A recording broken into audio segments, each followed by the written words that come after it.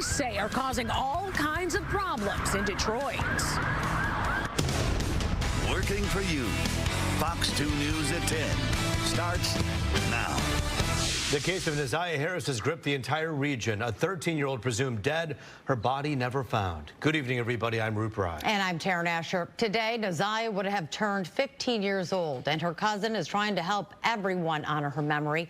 Fox News' Dave Spencer is joining us now live in studio with more on the tribute, as the suspect also appears in court today. Yeah, that suspect, Jarvis Butts, the man accused in Naziah's murder, awaits trial. The prosecution learned today they could use his criminal past against him. Meanwhile, her family is hoping that on her birthday, the world can come together in the name of complete justice. At a park next to the Royal Skateland roller rink in Detroit, the cousin of Naziah Harris sends up pink balloons in tribute. She says she's far from alone in this effort. The case of Naziah Harris, who disappeared after getting off a school bus in January of 2024, has received international attention. She was just 13 at the time. Now she's presumed to be dead.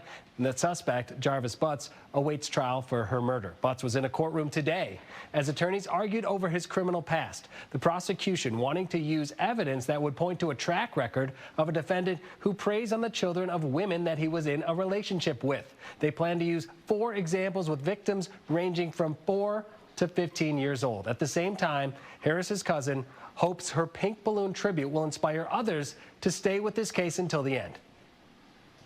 What we want everyone to do is to load a picture of them releasing balloons for Naziah, and once they're done with recording that recording, if they want to show their face, fine. If they don't, it's still fine. We want them to share that with hashtag complete justice for Naziah so that everyone across the globe can be involved. As for the suspect, his attorney also asked for the trial, which was supposed to start soon, to be postponed so the defense can go over all the evidence. That motion will be decided at a hearing tomorrow morning. And just to speak to how many people were impacted by this case, when we were at the park group with a group of kids just randomly came up to us and asked us what we were doing, and they immediately knew about Naziah, and they wanted to take part in that tribute themselves. Oh, it's so important. And tomorrow is going to be a critical day for this family. There's 2 things that people can do: pay attention closely and hope for justice, but also use that hashtag because it does use social media in a way that's good. Yeah, it raises awareness and keeps that name and the case in the headlines and keeps people interested and active to make sure that things don't get missed. Yeah, little Naziah deserves that for sure. Agreed. Dave Spencer for us live. Thank you. Taryn. Well, new details tonight in the case against the man accused of killing Charlie Kirk, including what investigators say they found on his gun, his phone, and even a handwritten note. State of Utah versus Tyler James Robinson. Could you state your name? Tyler James Robinson. 22-year-old Tyler Robinson now faces the death penalty, charged with multiple felonies, including aggravated murder in the killing of conservative activist Charlie Kirk.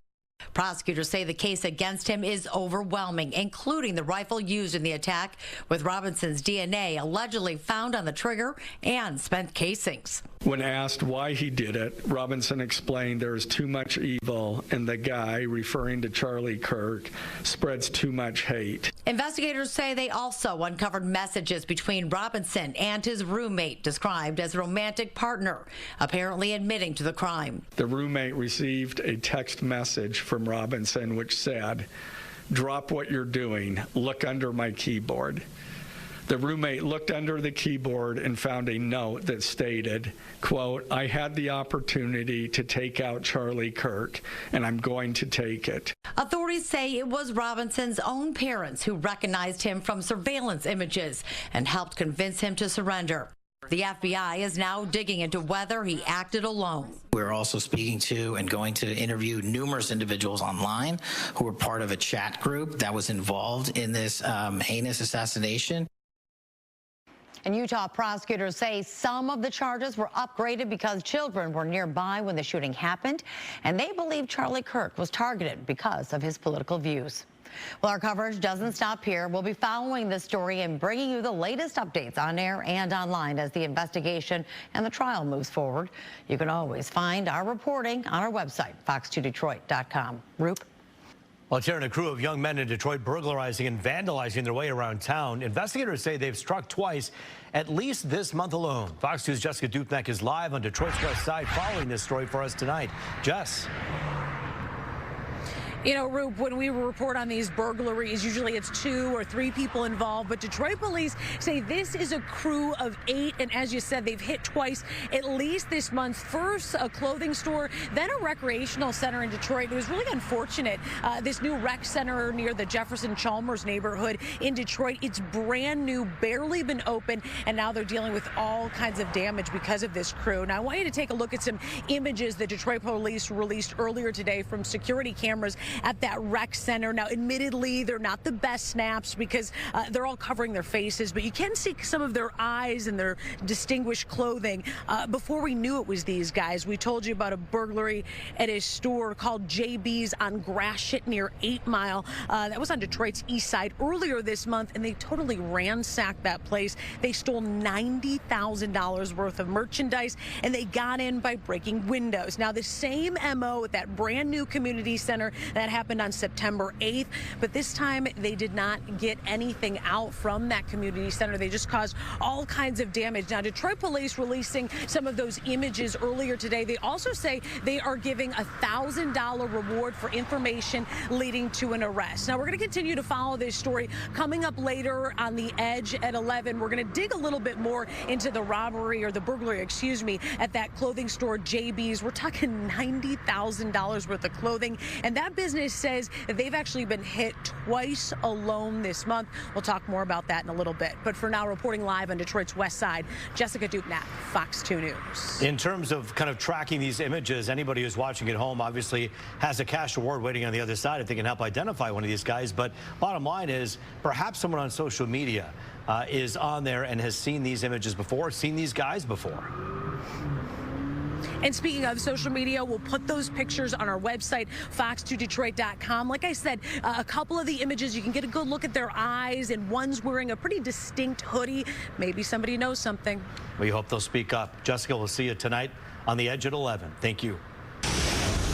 Well, less than a week left in summer, and I don't think there's been any complaints about this forecast. No, and if anyone's complaining, they can go right to Rich Luderman because he'll have some words for you. He's a very pleasant guy, but complaining about this weather, off limits, right? These are bonus days of late summer. We had highs once again today in the lower 80s with mostly sunny skies. You can see it is quiet out there. A couple of showers way out there in Iowa, a long way from us. 69 degrees here right now, 55. A little bit cooler in Port Huron. Bad Axe at 52. There's Lansing coming in at 64. How about some great live shots right here in Southfield? Nothing doing at 69 degrees. We'll see some chances for some patchy fog again tonight as we dip to 58. And here's what's coming up next. Great weather continues. Remember, the Tigers are home all the way through Sunday.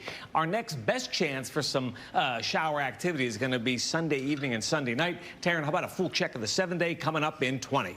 Looking forward to it. Thanks, Rick. Well, new testimony in the death of a 5-year-old boy, Thomas Cooper. 4 healthcare workers on trial after a hyperbaric chamber erupted in flames with the little boy trapped inside. What a safety expert revealed in court today. That's coming up next. Plus, teachers and other staff suddenly quitting a Canton elementary school. What's going on? I'm Dave Kinchin, digging for answers coming up.